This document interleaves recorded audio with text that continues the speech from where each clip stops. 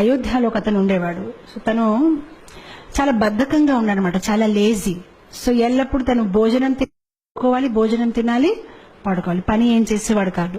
So మొత్తం మీద ఆ ఇంట్లో ఉన్న వాళ్ళందరికీ విసుకొచ్చేసి, బాబు నువ్వు ఏదైనా ఆశ్రమం జాయిన్ అయిపో, ఎలాగో ఇంట్లో ఏం పని చేయట్లేదు, మాకు నీతో బెజార్ వచ్చేసింది. సో మొత్తం మీద తను అనుకున్నాడు, సరే అయితే నేను ఏదో ఒక ఆశ్రమం జాయిన్ అయిపోతాను ఎందుకు అని. తను వెతుకుంటున్నాడు అయోధ్యలో ఏ ఆశ్రమం జాయిన్ అవ్వాలి ఎక్కడికైనా. మొత్తం మీద ఒక ఆశ్రమంలో తను ఏం గమనించాడంటే, ఓ గురుగారు ఉన్నారు. ఆ గురుగారు చాలా లావుగా ఉన్నారనమాట. తను అనుకున్నాడు, ఈ గురుగారు బాగున్నారు, లావుగా ఉన్నారు, బహుశా ఈ ఆశ్రమంలో మంచి భోజనం పెడుతున్నారు, ఇక్కడ జాయిన్ అయిపోతే బాగుంది. కొంతసేపు తర్వాత గురుగారు శిష్యులు వచ్చారు, వాళ్ళు కూడా లావుగా ఉన్నారు. తనకి కన్ఫర్మ్ అయిపోయింది, ఇది బాగుందండి, ఇక్కడ నేను జాయిన్ అవుతాను, భోజనం బాగా పెడతారని. వెళ్ళాడు గురుగారి దగ్గర, నేను మీ ఆశ్రమాన్ని జాయిన్ అవుతాను, కానీ నాకు ఒకటే, భోజనం ఎన్నిసారి పెడతారు? సో గురుగారు అన్నారు 2 times. 2 times నాకు సరిపోతుంది, నాకు 3 times కావాలంటే గురుగారు అన్నారు, పొద్దున ఇస్తారు కదా, అదే నువ్వు మధ్యాహ్నంకు ఉంచు, ఏం ప్రాబ్లం లేదు. తనకి చాలా హ్యాపీ అనిపించింది, చాలా బాగుంది ఈ ఆశ్రమం, అసలు పొద్దున మధ్యాహ్నం సాయంత్రం తినాలి, భజన చేయాలి, గురుగారు ఏదో వాహిస్తూ ఉంటారు, అది వినాలి, ఆయన హ్యాపీ అయిపోతారు. 15 రోజులు గడిచిపోయింది, చాలా ఆనందంగా ఉంటున్నాడు. 15 రోజుల తర్వాత ఒకరోజు పొద్దున ఏం చూశాడంటే, వంట ఏం అవ్వట్లేదు, అక్కడ ఏం జరగట్లేదు, వంట గదిలో ఎవరు లేరు, అందరు ఏదో జపం చేస్తున్నారు. సో తన అడుగుతున్నాడు అందరికీ, ఏంటండి ఈరోజు ఏం వంట చెయ్యరండి? సో అప్పుడు వాళ్ళు చాలా కోపంతోనే, అవే ఈరోజు ఏకాదశి. ఏకాదశియా అంటే నాకెవరు చెప్పలేదండి, ఏకాదశి అంటే ఏంటి తెలియదా, ఏకాదశి అంటే ఈరోజు భోజనం ఉండదు అని. అప్పుడు తను చాలా కోపం అయిపోయాయి, ముందు చెప్పవలసింది అలాంటి భోజనం, నేను ఇంకేదో ఆశ్రమం చూసుకుంటాను. బాబు నువ్వు ఏ ఆశ్రమం వెళ్ళినా ఏకాదశి రోజు తినకూడదు. అప్పుడు తిన్నంగా ఆయన గురుగారి దగ్గరికి వెళ్ళిపోయారు, గురుగారు నన్ను కాపాడండి, నేను ఏకాదశి అయితే చేయలేను, ఒకవేళ నా చేత ఏకాదశి చేయించారనుకోండి, నేను ద్వాదశి చూడలేను, నేను పోతాను, నాకు ప్రసాదం అయితే కావాలి, ఇంకే పని చేయమంటే చేస్తాను, కానీ భోజనం లేకుంటే నేను ఉండలేనని. సో గురుగారు అన్నారు, బాబు నీ గురించి అయితే ప్రత్యేకంగా వంట చేయడం అవ్వదు, అయితే ఒక పని చేసుకో, అటు చూడ కొండ ఉంది కదా, కొండ పక్కన చెరువు ఉంది కదా, అక్కడికి వెళ్ళి నువ్వు వంట చేసుకొని నువ్వు తిను, కావాలంటే మేము సౌకర్యాలు ఇస్తాము. సో గురుగారు స్టోర్ మేనేజర్ చెప్పారు, తనకు 1 kg ఆట, 1 kg రైస్, 1 kg దాలు అన్ని ఇచ్చేయని. తను అన్ని తీసుకుని వెళ్తున్నారు. గురుగారు అన్నారు, ఒకటి మాత్రం జాగ్రత్త, నువ్వు ఏది వంట చేసినా భగవంతుడికి నైవేద్యం పెట్టాలి.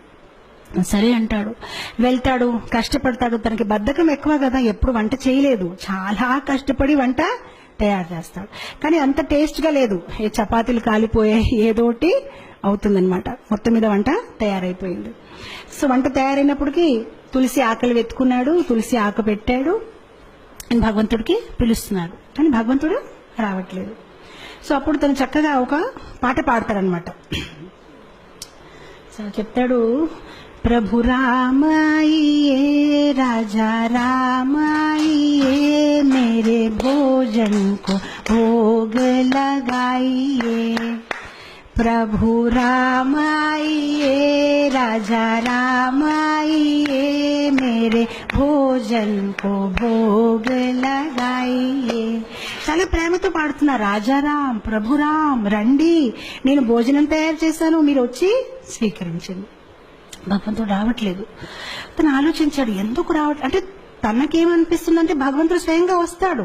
ఇప్పుడు మనకైతే అర్థమైపోయింది, మనం ఏదో యాంత్రికంగా పెడతాము, కానీ భగవంతుడు స్వయంగా వచ్చి తీసుకోవడం అనేది లేదు. కానీ తను చాలా అమాయకుడు, తను అనుకుంటే నిజంగా స్వామి వస్తారేమో, స్వీకరిస్తారేమో అని తను వెయిట్ చేస్తున్నారు, కానీ భగవంతుడు రావట్లేదు. అప్పుడు తను ఆలోచిస్తానమాట, తనకు ఒక ఐడియా వస్తుంది, ఓహో ఎందుకు భగవంతుడు రావట్లేదంటే, గుడిలో అయితే రాజభోగం, పకోడీలు, పూరీలు, పాయసము అన్ని తయారు చేస్తారు, నేనేదో సింపుల్ గా రైస్ దాల్ తయారు చేస్తాను, అందుకోసం రావట్లేదేమో అని. సో అప్పుడు తను భగవంతుడికి వాదిస్తారనమాట. తను భగవంతుడితో అంటారు, భూల్ కరోగే యది తజ్ దోగే భోజన రూఖా సూఖా, एकादशी आज मंदिर में है, बैठे रहोगे भूखे, राजा राम आइए, प्रभु राम आइए, मेरे भोजन को भोग धराइए. సో తను అంటాడు, బహుశా మీరు అనుకుంటున్నారు ఇతని దగ్గర ఎందుకు వెళ్ళాలి, నేను చక్కగా గుడికి వెళ్ళి అక్కడ పూరీలు పకోడాలు తింటాను, కానీ తప్పు చేస్తున్నారు, గుడిలో ఏకాదశి ఉంది, ఆకలిగా కూర్చుంటారు, ఏమీ దొరకదు, కనీసం నేను ఎంతో కొంత పెడుతున్నాను, వచ్చి తీసుకోండి, అది కూడా మిగలదు అని. ఎప్పుడైతే ఇలా పాడడం మొదలు పెట్టారు భగవంతుడు నవ్వొస్తుంది.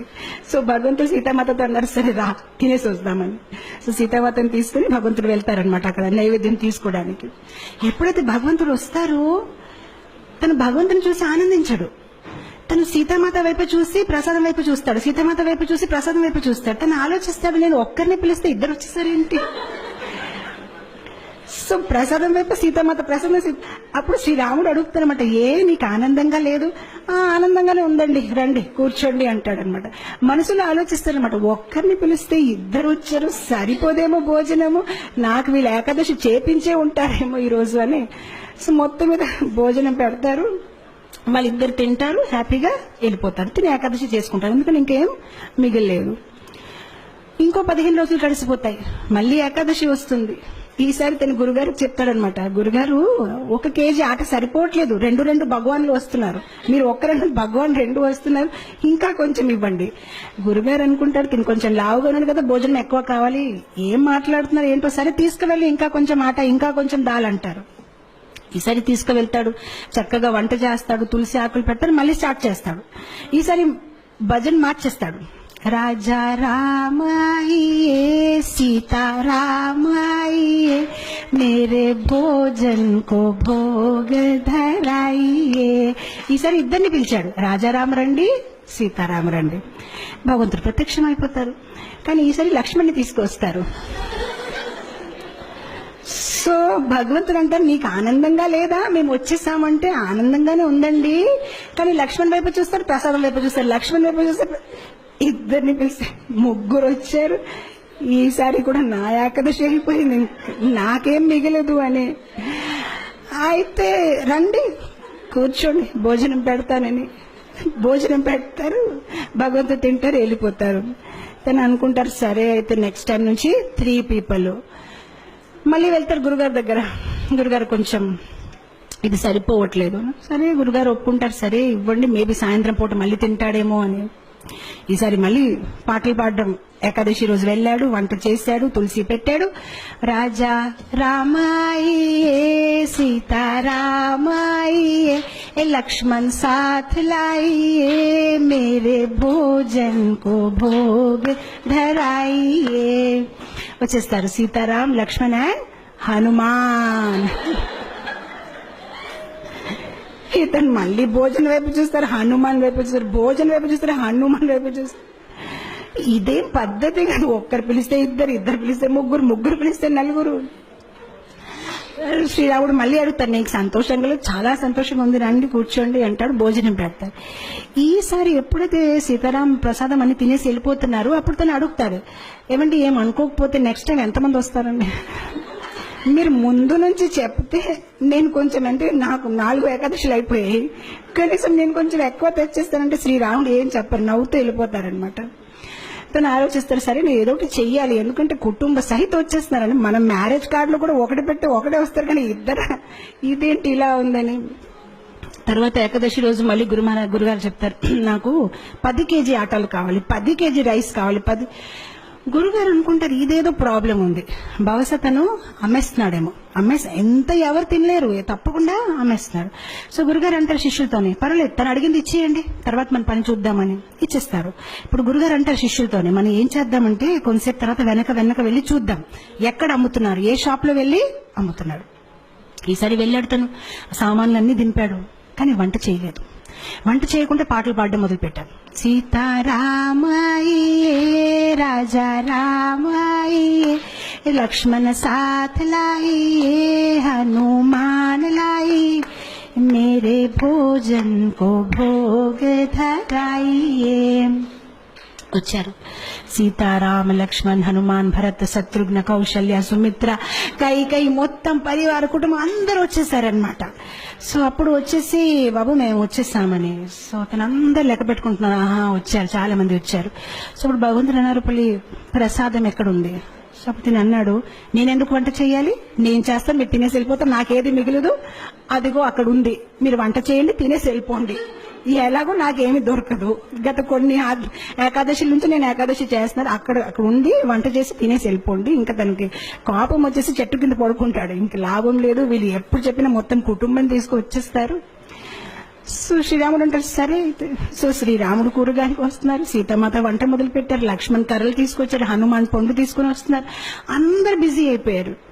నేను ఎప్పుడైతే సీతామాత ఇలా వంట చేస్తున్నారు, దేవతలందరూ కూడా కింద దిగిపోయారు, ఆ ఋషులు మునీలు అందరూ చాలా హడావిడిగా అయిపోయింది. అక్కడ వంటలు అవుతున్నాయి అనమాట, ఎంతో మందికి వాళ్ళు కుకింగ్ చేస్తున్నారనమాట. అండ్ అదే సమయంలో అక్కడ గురుగారు వచ్చారు శిష్యులతోని, అంటే చూద్దాం ఇతను ఏం చేస్తారని. కానీ గురుగారికి ఏమీ కనిపించట్లేదు. ఆయనకి ఎలా కనిపించిందంటే చెట్టు కింద ఇతను పడుకొని ఉన్నాడు, ఆ సామాన్లు అక్కడ పడేస్తున్నాయి. సో అప్పుడు గురుగారు తను లేపి చెప్తున్నారు, నువ్వు చెయ్యవా వంట, ఏం చేస్తున్నావని. అప్పుడు శిష్యుడు చెప్తారు, మీకు కనిపించట్లేదా, ఇంతమంది వంట చేస్తున్నారు, ఇగో చూడండి సీతామాత ఏం ఇగో చూడండి ఇదేమవుతుందని. అప్పుడు గురుగారు అంటే నాకేమీ కనిపించట్లేదు. సో అప్పుడు తను కోపంతో శ్రీరాముడు చెప్తారు, మీరు కనిపిస్తారా లేదా, లేదంటే నా మీద ఆయనకి సందేహం ఉంటుంది, కనిపించండి అని చెప్తారు. సరే కనిపిస్తామంటే అందరు కనిపిస్తారనమాట. సో అప్పుడు అందరు కనిపిస్తే గురుగారు ఇంకా కళ్ళలో నీళ్ళు వచ్చేసి, నేను ఎన్ని సంవత్సరాల నుంచి శ్రీరాముడిని పూజిస్తే నాకు దొరకలేదు, కానీ నీ ఒక సరళ స్వభావం, నీ ఒక అమాయకత్వం చూసి భగవంతుడు వెంటనే ప్రత్యక్షమయ్యారని ఆయన ఏడ్చి ఆ శిష్యుడిని కౌగలించారనమాట. సో ఇక్కడ భగవంతుడు మన ఒక సరళ స్వభావం, మనలో వినయం ఎంత ఉంది, మనలో అమాయకత్వం ఎంత ఉంది. భగవంతుడికి కాంప్లికేటెడ్ పీపుల్ ఇష్టం లేదు. మనలో జ్ఞానం ఎక్కువ ఉంటే బహుశా భగవంతుడు నన్ను ఇష్టపడతారు అనేది కాదు, మనలో ప్రేమ ఎక్కువ ఉంటే భగవంతుడు మనని ఇష్టపడతారు. సరళంగా ఉండాలి.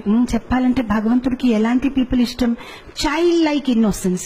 ఎవరిలో అయితే ఎక్కువ హిపోక్రసీ, ఎక్కువ ఆలోచనలు లేదు, చాలా సింపుల్ హార్టెడ్ ఉంటారు, అలాంటి వాళ్ళని భగవంతుడు ఇష్టపడతారు.